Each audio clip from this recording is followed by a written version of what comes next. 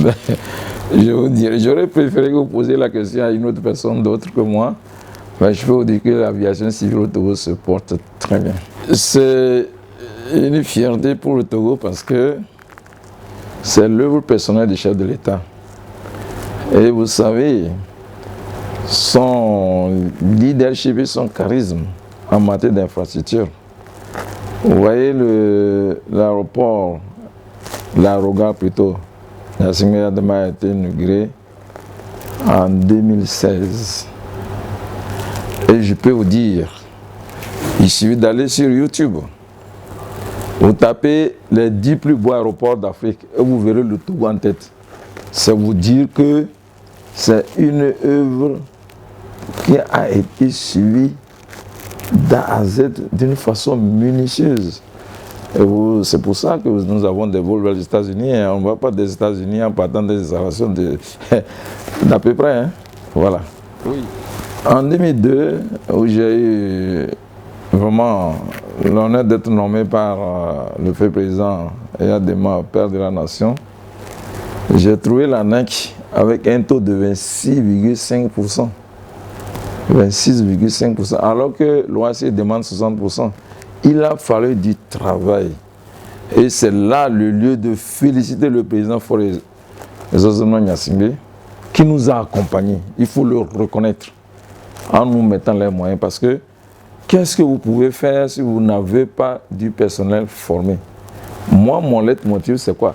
L'objectif que je vais atteindre, comment je l'atteins et comment je mesure les indicateurs. Voilà les 3 piliers sur lesquels je travaille pour aller vers le PND. Et c'est ça, on a fait du travail. Il y avait des tests réglementaires à prendre en compte, surtout les arrêtés, les décrets, les lois.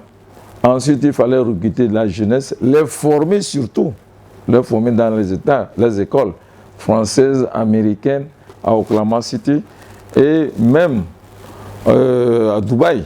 Voilà. J'ai fait une formation tout azimut. À l'époque, nous avions 0 inspecteur. Aujourd'hui, on est 50 d'inspecteurs dans tous les domaines. Voilà ce que je peux vous dire. C'est sûr, avec la formation des personnels qualifiés, c'est sûr que le taux va augmenter. Donc de 2,26%, en fait, c'est peut-être pas 26, 26% précisément. Après 5 ans, c'est-à-dire en 2007, nous nous sommes dit que nous devons atteindre les 60% exigés par l'OACI, mais nous avons eu, pas 65%, mais 65,97%. Ce qui nous avait placé en 2007 premier en Afrique de l'Ouest, alors que on était déjà loin. Et 10 ans plus tard, en 2016, nous sommes sortis avec un taux de 85,77%, premier en Afrique. Vous voyez, c'est du travail abattu, avec des personnels qualifiés. Ça, c'est sûr que vous pouvez aller loin. Quand je dis, écoutez, je ne dis pas ce que je ne pense pas, et je dis ce qui est réel. Depuis 2002, vous qui nous interrogez, vous avez déjà entendu parler d'un accident d'avion au Togo? Voilà. Donc, c'est un modèle de sécurité parce que nous faisons ce qu'on appelle le continuous monitoring approach, c'est-à-dire une surveillance continue et permanente des opérateurs, des compagnies, des ateliers de maintenance. Voilà. Alors, si vous faites cela, je ne dis pas qu'on n'est pas à l'abri, qu'on est à l'abri de choses. Aucun pays du monde n'est à l'abri d'un accident d'avion. Mais quand vous mettez tous ces systèmes en jeu, vous êtes sûr de vraiment minimiser les risques d'aviation. Donc, c'est ce que nous faisons. Nous faisons une surveillance régulière et continue en aviation. Et c'est ça qui nous donne ces résultats. Vous savez, depuis 2001, on a eu des actes d'intervention illicites aux ISA que nous avons tous déplorés. Et l'OACI n'a pas cessé de renforcer les mesures de sûreté et de sécurité. Et le Togo, comme je vous le dis, nous sommes des élèves qui appliquent absolument tout ce qui tout ce qui est dicté au niveau de l'OACI. Je vous rappelle que l'OACI, c'est l'Organisation de l'aviation civile internationale qui a à son sein 195 pays dans le Togo. Donc, l'audit de sûreté aussi nous a donné 82%.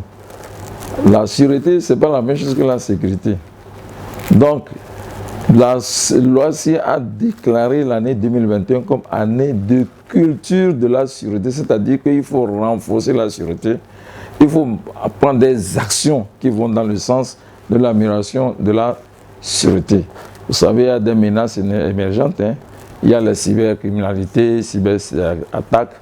Donc, nous avions adhéré à cette culture de la sûreté. Alors, c'est pour ça qu'on a eu une journée où j'ai invité tous les partenaires qui participent à la sûreté, à prendre cela au sérieux. Dans 2 mois, c'est la fin. Donc, le Togo a été cité, l'un des 3 pays en Afrique, le Togo en tête, à avoir implémenté toutes ces mesures de sûreté.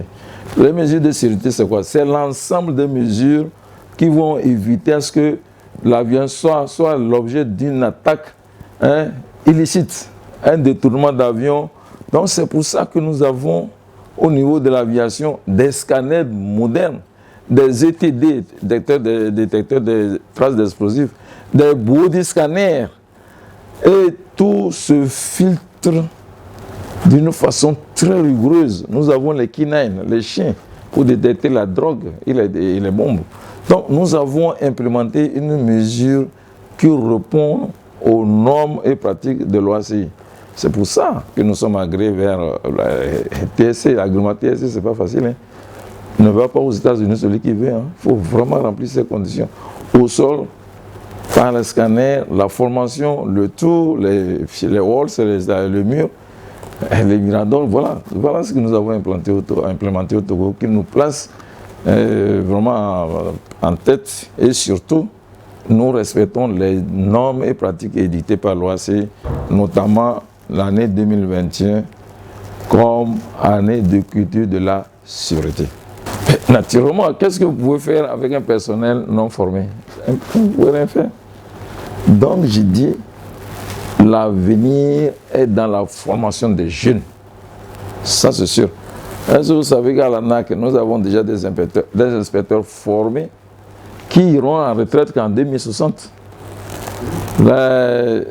L'OACI a qualifié l'ANAC Togo comme une ANAC exemplaire parce que nous avons privilégié le recrutement des jeunes universitaires que nous avons formés dans tous les domaines, les 8 domaines d'action cruciale.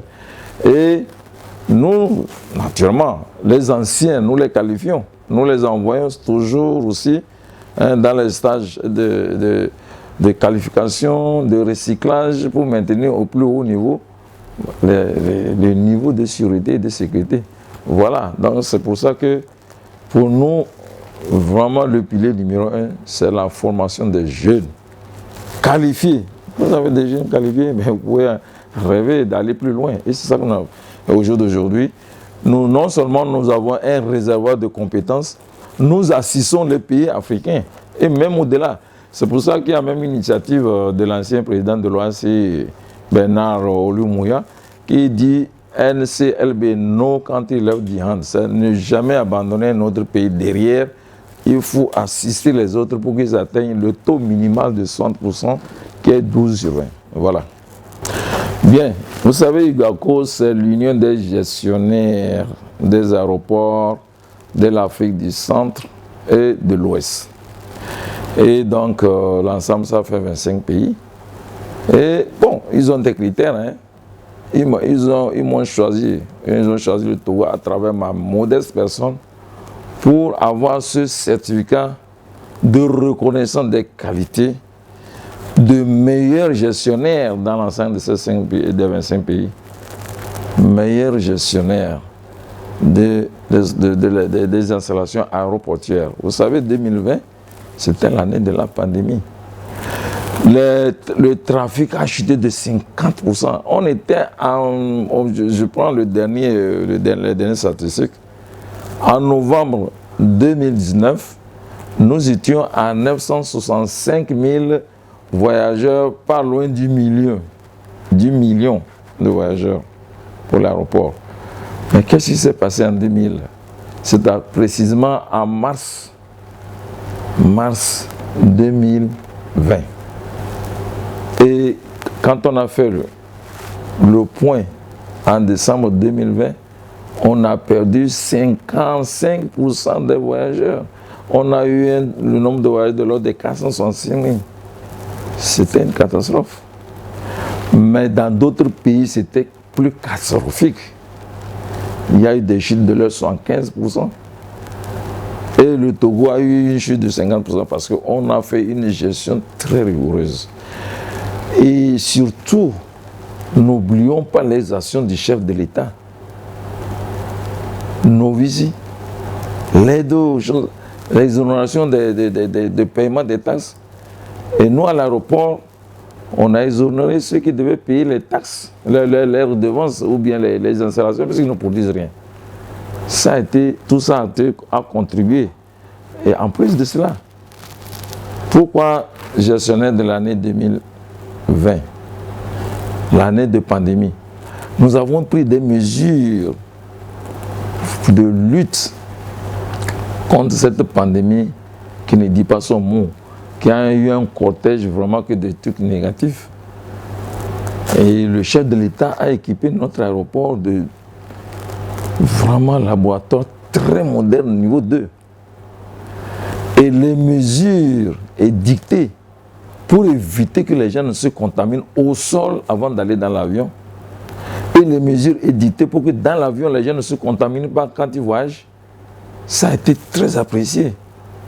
La distanciation, les masques, les plateformes. On ne remplit plus les papiers. Et tout ça a été comptabilisé. Vraiment, le site créé. Et tout était régulé. La désinfection, vraiment des installations. Et surtout en l'air, où nous avons été très exigeants. Il y a ça aussi. Et malgré ça, le côté économique a chuté, mais pas de façon très catastrophique comme dans les autres pays. Et nous n'avons licencié personne. Personne n'a été licencié. Nous avons diminué les avantages pour garder tout le monde. Nous avons limité les formations, les voyages. Tout a été fait en visioconférence. Ça dit qu'on obtient les formations en visioconférence. Le mérite, c'est quoi? C'est qu'on ne paye plus les billets, on ne paye pas les séjours, on n'a pas les risques d'être contaminé par visioconférence. Et ça, nous n'avons pas arrêté notre programme qui était prévu avant la pandémie. C'est ça, tout ça qui a été des choses qui nous ont dit gestionnaire modèle de l'année 2020. Et je vous annonce que 2021 est reparti avec vraiment de très larges espoirs. L'IATA, c'est-à-dire l'Association internationale des compagnies aériennes, avait prévu que l'année 2019, c'est l'année de référence. Et l'année 2020, c'est l'année vraiment de catastrophe parce que tout a chuté à cause de cette pandémie qui a fait trop de mal.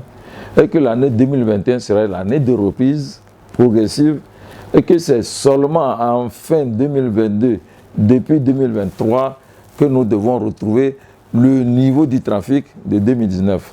Mais curieusement, au Togo, grâce au climat de paix instauré par le chef de l'État et le gouvernement, grâce aux actions que nous menons en matière de sécurité, de sécurité, de formation, grâce aux mesures de sécurité que vraiment nous employons, que nous obligeons les compagnies à s'y conformer, à Sky, et puis Ethiopian Airlines, Air France, Bruxelles Airlines, et tout, Air Côte d'Ivoire, Burkina Airlines, Sheba, toutes les compagnies qui viennent au Togo, sans exception, nous sommes très rigoureux, très regardants sur les mesures de sûreté et de sécurité. Ça donne nous confiance. Et notre objectif, c'est de faire de la plateforme de Lomé une plateforme d'excellence et d'attrait des compagnies et surtout des passagers. Beaucoup de nouvelles compagnies s'annoncent qui veulent arriver. Grâce à toutes ces actions,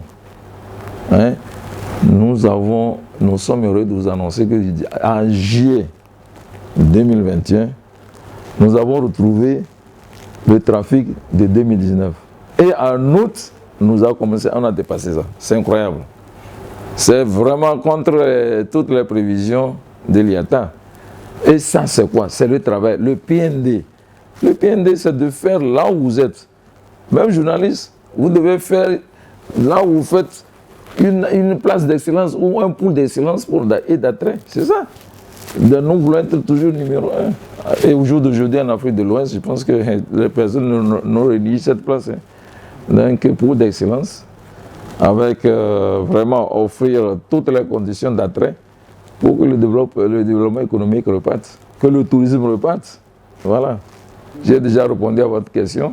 C'est naturellement, avec les mesures édictées qui sont prises, vous voyez, la pandémie est en train de reculer mondialement et surtout au Togo. C'est pour ça que je voudrais, permettez-moi de saisir cette occasion pour parler à nos frères, nos sœurs. Les mesures édictées par le Togo ne sont dirigées contre personne. Vous pensez un seul moment que nos plus hautes autorités puissent exposer nos familles. Mais on parle du PND. Mais le PND ne va pas être réalisé par des gens malades. Il faut des gens en santé. C'est pour ça que le chef de l'État a lutté. Au jour d'aujourd'hui, je suis à l'aéroport, je peux vous le dire, pas plus tard qu'hier. On ne fait que recevoir des vaccins et tous les types. Hier, on a reçu encore Johnson & Johnson. Avant, on avait reçu AstraZeneca, on a eu Pfizer, on a eu tous les vaccins, on a eu le Sinovac, dans le cadre de COVAX et AVAT de la Banque mondiale. Et au jour d'aujourd'hui, le taux de vaccination au Togo est satisfaisant. Regardez les mesures prises. Quand il y a une mesure qui est prise, les réseaux sociaux, je vous en prie, laissez ces réseaux sociaux. Ne les écoutez pas. Ils ne vous diront pas ce qu'ils veulent. Ils vous feront peur pour rien. Mais imaginez, est-ce que vous pouvez penser que nos plus hauts responsables vont nous exposer? Moi, j'ai pris mes 2 vaccins chez ma carte sanitaire. Nous avons pris les mesures à l'aéroport. Toutes les compagnies sont... Avant, on disait, il y a tel hôtesse, il y a tel pilote qui est malade, on l'a testé positif, c'est fini. Depuis que nous avons pris ces mesures, en se référant aux décisions du Conseil des ministres, au jour d'aujourd'hui, à l'aéroport, vous ne verrez personne entrer à l'aéroport sa carte sanitaire ou sans son vaccin Covid, ou bien son test Covid, pardon, pas vaccin, mais son test Covid, datant de moins 112 heures. Les gens pensent que tous les 112 heures faire un test, c'était pas bon, c'était mieux d'avoir son pass sanitaire après avoir fait les 2 vaccins. Au jour d'aujourd'hui, je peux dire que l'aéroport, c'est le lieu très sécurisé, très sûr. Les gens vont là-bas. Pourquoi est-ce qu'on exige ces passes sanitaires? On peut se contaminer au sol avant de monter dans l'avion. Est-ce que c'est bon? Quelqu'un qui voudrait voyager, prendre un avion en ayant en tête qu'on peut avoir un risque d'être contaminé par quelqu'un qui est passé au sol, qui était positif. Alors que s'il a fait son vaccin, je ne dis pas que quand il a fait les vaccins, les 2 vaccins, vous ne pouvez pas être contaminé. Non. Le risque est diminué complètement de l'ordre de 70 à 80%. C'est ce qui fait qu'au jour d'aujourd'hui, nos laboratoires se portent mieux. On fait les tests sont en train de chuter. Avant, on se trouvait à 100, 200, 300. Maintenant, on trouve des cas 4, 5, 10, 15, 20 maxi par jour. Voilà l'avantage. Et les commodités. Quand quelqu'un a atteint de cette maladie sans avoir été vacciné, il a plus de risques de quitter ce monde. Ce n'est pas le but recherché. On a besoin de tous les bras, de tous les Togolais, de tous les Togolaises, pour que vraiment ce pays qui est en plein chantier, sous le leadership charismatique de notre chef de l'État, pour le PND puisse vraiment prospérer pour le grand bien de ce pays, des jeunes sortis d'école très intelligents qu'on a besoin, on a vu qu'ils apportent leur pierre à la construction de notre pays hors de l'humanité. C'est ça notre mine, l'or de l'humanité. Soyons ensemble pour construire ce pays qui nous est très cher. Voilà. Bien, bonne question. Je voudrais d'abord, dans un premier temps, vous dire ceci. Au moment où le président a été désigné champion par ses pairs, j'y étais, j'ai eu la chance d'être à Addis Abeba avec l'autorité, et c'était le 29 janvier 2018. Nous étions 21 États. Et c'est depuis la décision de Yamoussoukro 2000. C'est-à-dire que nous avons mis de 2000 à 2021 21 années pour avoir 21 États. Et le président, sous son leadership, c'est pas pour rien que ces pères l'ont fait champion parce qu'il connaît son action. De 2000, donc 21 États à sa prise de fonction en 2018. Et aujourd'hui, on est en 2021. Ça fait combien? 3 années. On a eu 15 États supplémentaires en 3 ans seulement. C'est-à-dire de 21 États, on est maintenant à 36 États. En 3 ans. Vous voyez le leadership. Le mutant, il avance. Le mutant, le marché unique de transport aérien, ou le SATAM en anglais, n'est plus ni moins que l'application intégrale de la décision de Yamoussoukro, qui est rentrée en vigueur ici, au Togo, à sa 36e réunion, où il y a eu 36 chefs d'État à l'époque, avec le feu père de la nation, le président Yadima. Voilà. Et au jour d'aujourd'hui, à sa 36e réunion, où il y a eu 36 chefs d'État à l'époque, avec le feu père de la nation, le président Yadima. Voilà. Et au jour d'aujourd'hui, nous sommes 36 États sur 54. Dans le reste des États, l'effort continue. Au jour d'aujourd'hui, les gens ont compris que nous devons être ensemble pour être forts. Le mutant, l'avantage c'est quoi? C'est d'abord la sécurité, c'est-à-dire se mettre ensemble par le code sharing, les alliances. C'est-à-dire que rendre les voyageurs, les voyages moins chers, offrir la possibilité de choix aux populations. Ça aussi, l'emploi des jeunes. On parle de 500 000 emplois. C'est l'économie d'échelle. On perd de 500 millions d'économie et d'embauche de 300 000 jeunes. Ça, c'est important. Donc, le mutant, c'est que nous avons compris qu'avec la pandémie, on sera ensemble fort pour lutter contre cette pandémie. C'est ça. Au jour d'aujourd'hui, on a des alliances qui ont commencé à se nouer. Je crois que Askai a noué les alliances avec Air Burkina. Il y a deux projets d'alliance avec Air Ivoire. Askai déjà travaille avec Ethiopian Airlines qui les permet d'aller aux États-Unis tous les jours. Voilà l'avantage du mutant. Et au jour d'aujourd'hui, il y a beaucoup d'adhésions qui s'annoncent. Il y a 3 pays qui s'annoncent pour l'adhésion. Bientôt, on passera à 38. Voilà l'avantage. Ça dit que le président est fait champion par ses pairs, pas par hasard, parce qu'ils connaissent son travail, son leadership, sa façon de persuader, d'attirer les gens. C'est ça qui fait qu'au jour d'aujourd'hui, le hub à Lomé tourne très bien, l'un des hubs les plus animés, où tout le monde aime passer parce que la supervision de la sécurité est très maximale ici.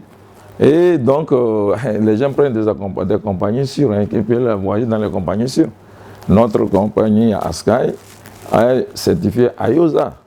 Voilà, nous-mêmes, nous sommes certifiés qualité. Un bureau qualité. Donc, on a eu le prix d'excellence de la ROC. Voilà ce que je peux vous dire. Ok, merci beaucoup, monsieur le DG. On continue. Les prêtres n'ont pas purifié l'avion. Ils ne sont pas rentrés dans l'avion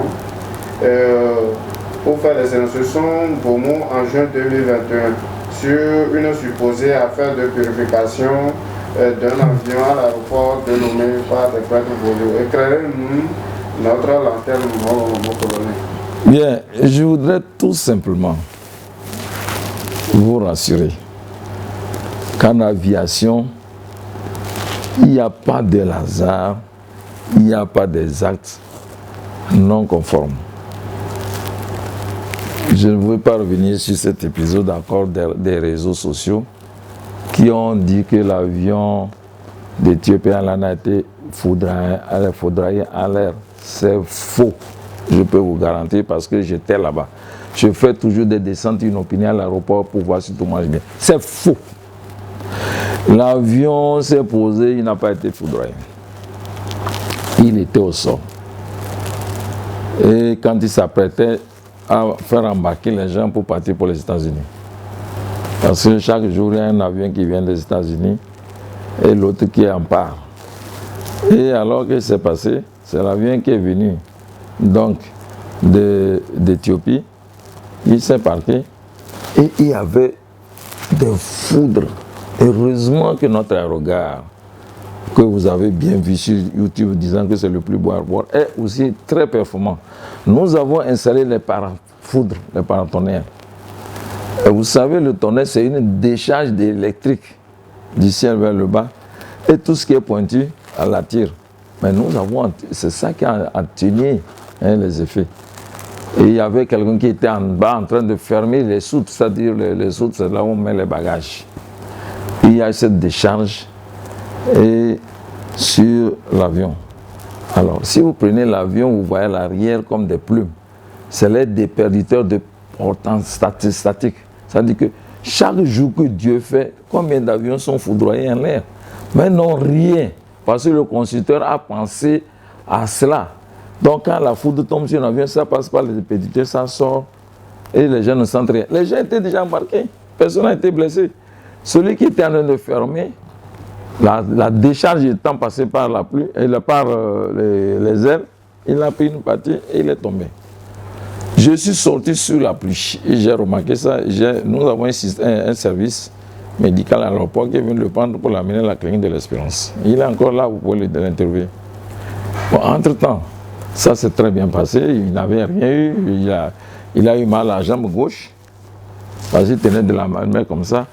Et donc, sur place, on avait l'impression qu'il était paralysé. Mais 3 jours après, il était en forme, il a été soigné. Ça, c'est rien. Alors, les gens de Baie m'ont appelé disant que l'aéroport est dans leur zone. Et précisément, c'est M. Atissou. Il est encore là. Un agent, un gars de la SECNA qui est retraité. Et que quand ça fait comme ça, ils viennent faire une prière. Mais imaginez-vous que je dise non, de ne pas venir faire la prière. Et que 2 jours plus tard, il y a la foudre tombe et quelqu'un est blessé, quelqu'un meurt. On va dire voilà, il y a un DG, il y a un responsable. Faire une prière, où est le problème? Bon, j'ai dit ok, venez. Ils sont venus, ils ont fait une prière, et bon, ils disent que pour eux, c'est pour demander que ça ne se répète plus. Mais ils étaient à côté de l'avion, au niveau des escaliers. Je n'ai autorisé personne à rentrer dans l'avion.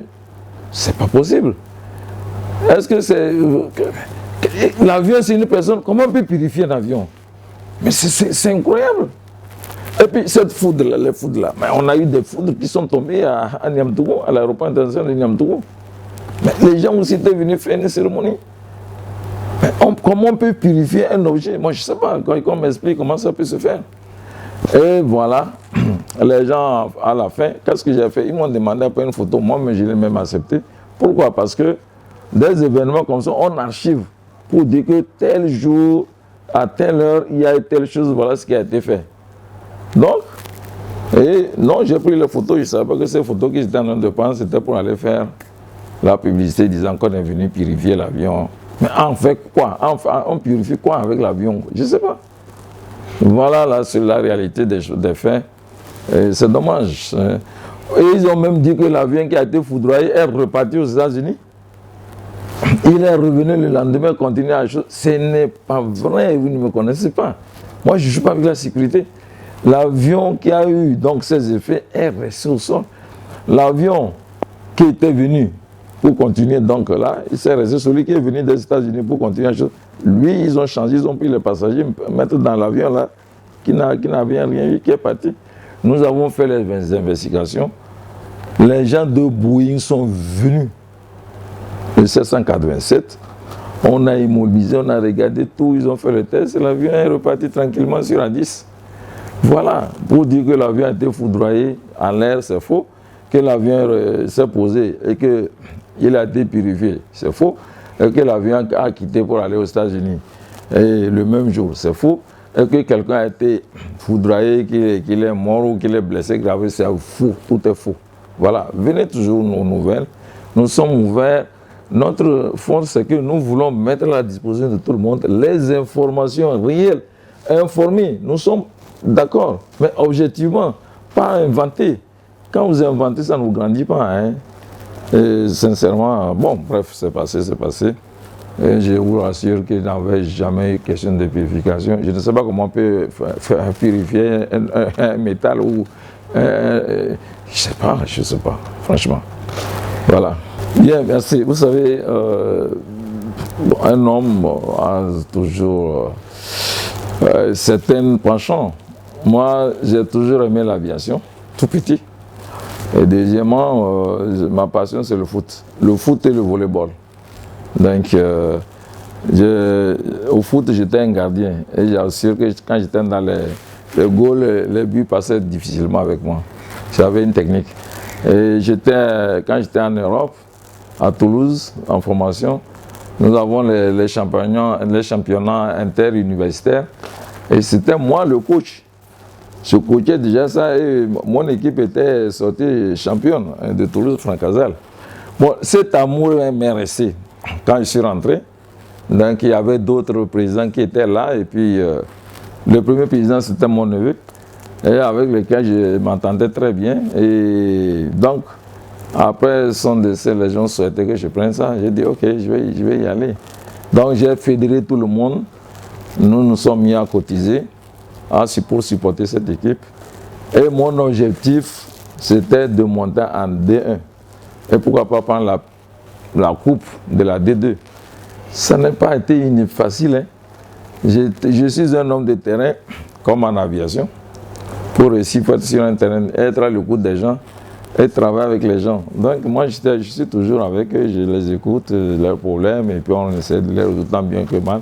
Vous savez bien, le football demande beaucoup de moyens, et on n'en a pas beaucoup, mais on a maximisé le peu de la cotisation. Je sais cette occasion pour remercier vraiment les cadres de Dufalgou, qui me sont permis de citer certains, les ministres. Les ministres Bawara, l'ancien ministre d'État Ayassor, Bataka, les cadres, les directeurs, mais même les cadres politiques, mais je dirais aussi les honorables, nos deux honorables, les anciens aussi, les anciens ministres. Vraiment, tout le monde s'est ici mis. Donc, ils ont mis la main à la poche, ils ont donné ce qu'ils peuvent. Et nos joueurs, j'étais à côté d'eux, je les ai accompagnés, nous avons recruté des jeunes, le coach surtout, qui a été vraiment un homme exemplaire. Et voilà, l'effort a payé, et on est monté en première division. Après avoir joué avec des compagnies, des équipes qui n'ont pas démérité. Hein. Le Kotoko a gagné, mais bon, nous on a été un peu plus chanceux et puis on a su étudier la tactique de notre adversaire, que je salue en passant, une très belle équipe. Et nous avons eu la coupe de la D2. Et maintenant, on a admis pour passer en D1. Donc la coupe c'était la cerise et nous avons eu les deux. Et maintenant on va évoluer en D1. C'est un autre rythme. Nous allons apprendre et notre objectif c'est de se maintenir en D1. Et nous verrons par la suite. Hein, voilà. Vous savez, actuellement l'équipe, les vitesses supervisées sont en train de faire des prouesses. Hein. Je les accompagne, je salue vraiment le président de la République qui s'est investi, le ministre des Sports, et ensuite le président Akobi avec le secrétaire général, tout l'ensemble du football. Et, vraiment tout le monde fait de son mieux. Bon, nous allons continuer. Nous allons prier pour nos éperviers continuer à évoluer, qu'ils soient qualifiés pour la CAN. Pour le mondial, ça va être difficile, mais déjà, on a réussi à ne pas être les derniers. Je pense qu'on peut gagner le Sénégal, hein, pourquoi pas. Et puis la Namibie, ça va nous faire être soit deuxième ou troisième. Voilà, deuxième peut-être. Hein. Troisième, on l'est déjà. Donc voilà, c'est l'amour. J'aime les jeunes qui se battent. Et j'aime vraiment le sport. Hein. Le volleyball, ça, pour ce match, ça, je suis très fort là-dessus. Volleyball, football, voilà, c'est ma passion. Voilà. Mon mot de fin, c'est d'abord remercier Dieu pour tout ce qu'il fait pour nos autorités et pour moi, modestement dans les postes que j'occupe. Et deuxièmement, d'inviter les gens, qui que vous soyez, croyez en votre force de travail. S'il dit je vais essayer ce que vous avez déjà échoué, dit je vais réussir. Je vais essayer ça, ce que vous avez déjà démissionné. Deuxièmement, c'est de travailler. Respectez vos feuilles de route partout où vous êtes. Dites je dois faire mieux aujourd'hui qu'hier et plus demain. Et troisièmement, c'est de respecter tout, de tout faire pour qu'on ait la paix, la sécurité. Parce que personne ne va dans un pays en guerre. Ça, c'est très important. Et je finirai par dire que les objectifs sont tracés. Vous vous rendez compte, pas plus tard, hier, on dit une croissance de 5, quelque chose pour le Togo, alors que dans d'autres pays, c'est moins, ou c'est 2%. C'est le travail. Croyez en vous, à vos capacités. Les Togolais sont très intelligents, travailleurs. Ça, je vous le dis, ça se voit partout. Et maintenant, exploiter cette capacité, c'est donc que Dieu nous a donné. Et surtout, mettons-nous ensemble dans l'objectif de développement de ce pays, dans le PND. Et notre hymne qui dit Togolais, viens, bâtissons notre pays l'ordre de l'humanité. Voyons, soyons tous l'ordre de l'humanité à notre domaine, partout où on se retrouve. Et ce pays continuera son petit bonhomme de chemin pour l'émergence. Plus l'émergence arrive, plus les jeunes doués qui sortent des écoles trouveront du travail, les hôtels vont marcher, le chômage va diminuer. Et c'est ça l'émergence. Que Dieu bénisse tout le monde, que Dieu nous bénisse tous. Merci.